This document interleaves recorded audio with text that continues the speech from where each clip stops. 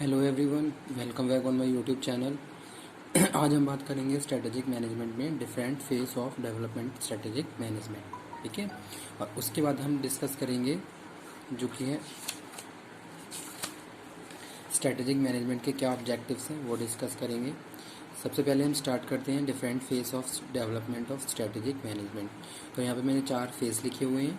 पहला first phase है basic financial planning, second one है forecast based planning, third one is externally oriented planning और fourth है strategic management. ठीक है, तो different phase of development of strategic management. First one is basic financial planning.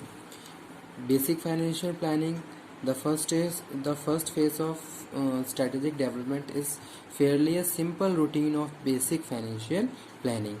The main concern during this phase is simply meeting annual budget requirements, operational functions like production, marketing, finance, human resource, and emphasize on the operational control. ठीक है, for this purpose we have to properly plan, we have to allocate the fund.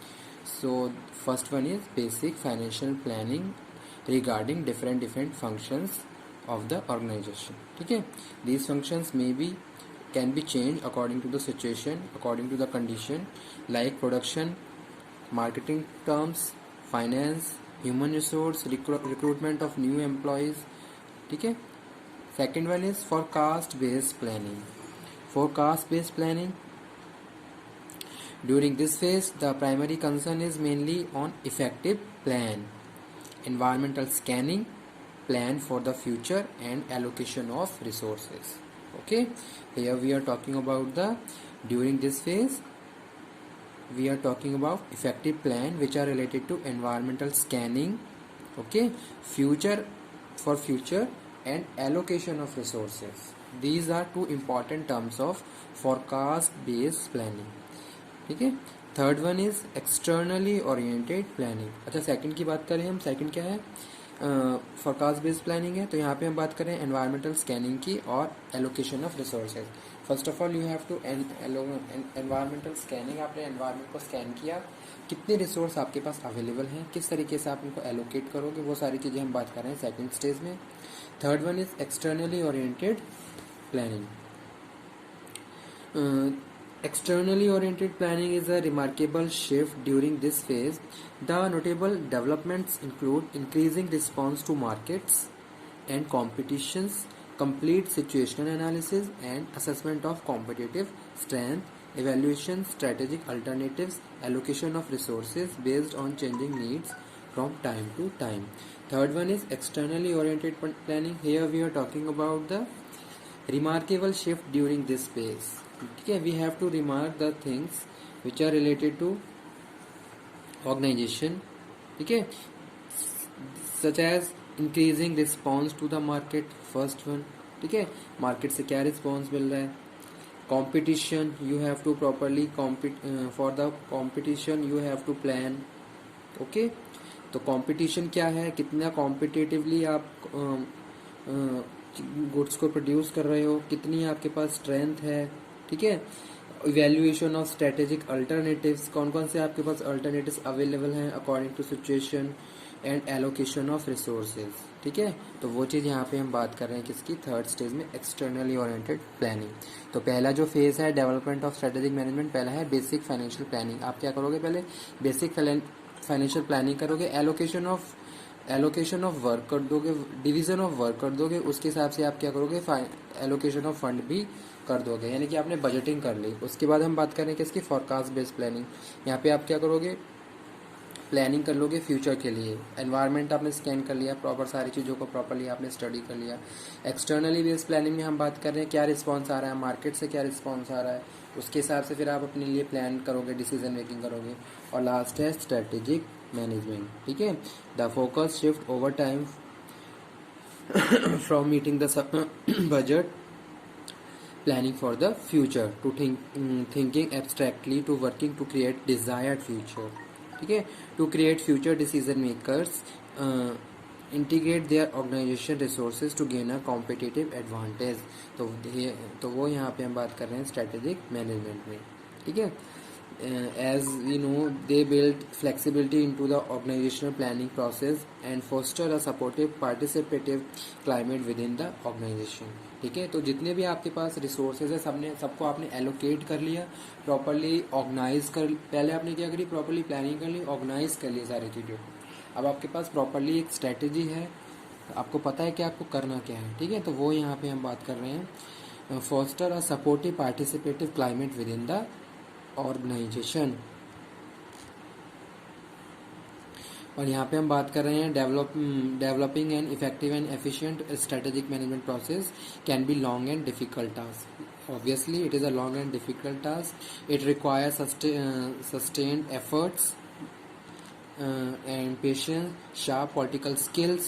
Strategic management requires efficient leadership. ठीक है, पहली चीज क्या, efficient leadership and sharp skills required for strategic management operations and functions for। ठीक है, और या फिर हम बात करें strategy formulation, तो उसके लिए भी properly स्किल्स की रिक्वायरमेंट होती है, तब जाके। जैसे सपोज हम बात करें मैनेजमेंट की, टॉप लेवल पे जो मैनेजमेंट है वो क्या कर रहा है, स्ट्रेटेजी फॉर्मुलेट कर। अब स्किल आपके पास होनी चाहिए, आपको प्रॉपरली डीप नॉलेज होनी चाहिए, कब किस सिचुएशन में किस तरीके से रिएक्ट करना है, कहाँ किस चीज़ को किस तरीके से फॉलो करना है, तो वो सारी नॉलेज आपके पास प्रॉपरली होनी चाहिए। नेक्स्ट हम बात कर रहे हैं by strategy managers means large scale future oriented plan for interacting with competitive environments. अगर स्ट्रेटेजी की बात करें तो मैनेजर्स क्या बता रहे हैं, वो कह रहे हैं large scale future oriented plan है। स्ट्रेटेजी क्या है, हमारे स्ट्रेटेजी हमारे लिए एक लॉन्ग टर्म प्लान है। ठीक है, या फिर हमें जो भी हमारे लॉन्ग टर्म गोल्स हैं उनको अचीव करने के लिए हमने जो स्ट्रेटेजी बनाई, ठीक है, तो वो वहाँ पे हम बात कर रहे हैं। अब कर क्यों रहे हैं, कॉम्पिटिटिव एनवायरनमेंट को कॉम्पीट करने के लिए। ठीक है, आप क्या है, मार्केट में आपके बहुत सारे कॉम्पिटिटर्स हैं, उनको कॉम्पीट करने के लिए आप क्या कर रहे हो, स्ट्रेटेजी को फॉर्मुलेट कर रहे हो।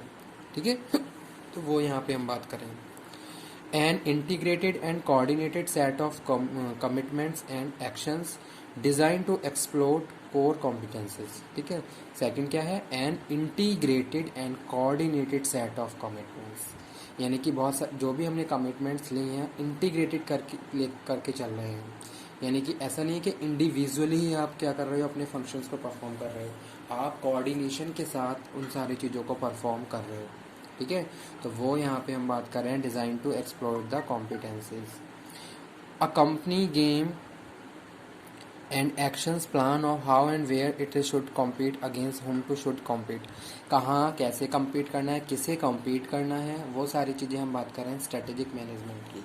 ठीक है, अगर हम स्ट्रेटेजी बना रहे हैं तो स्ट्रेटेजी के पीछे कोई ना कोई पर्पस है, ऑब्जेक्टिव है। ठीक है, उन ऑब्जेक्टिव को हम किसके लिए बना रहे हैं, किसे हमें कॉम्पीट करना है, कौन हमारे कॉम्पिटिटर्स हैं, ये सारी चीज़ें हम बात कर रहे हैं किसमें, स्ट्रेटेजी में।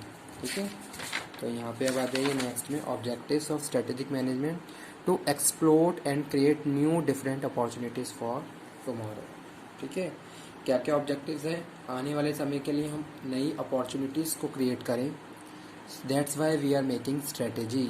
आप न्यू प्लानिंग कर रहे हो, कुछ इनोवेटिव्स लेके आ रहे हो मार्केट में, तो कहीं ना कहीं आप क्या कर रहे हो, अपने लिए अपने फ्यूचर को सिक्योर कर रहे हो। ठीक है, तो वो यहाँ पे हम बात कर रहे हैं to explore and create new and different opportunities. Second one, to provide the conceptual framework that will help a manager understand the key relationship among action, context and performance. ठीक है, यहाँ पे हम बात कर रहे हैं strategy provide the conceptual framework that will help the manager understand the key relationship among them actions.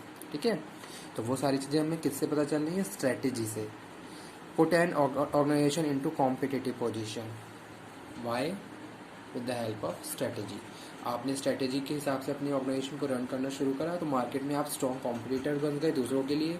अब दूसरे भी आपको कॉम्पीट करने के लिए क्या करेंगे, इनोवेटिव आइडिया, न्यू स्ट्रेटेजी को फॉर्मुलेट करेंगे।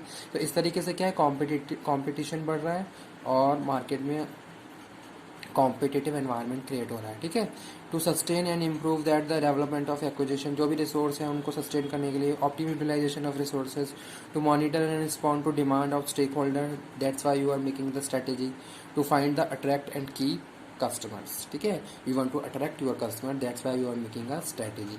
With the help of strategy you are achieving your goals and you can facilitate customers very efficiently, that's why you are making a strategy. These are the objectives of the strategy. Okay, thank you very much.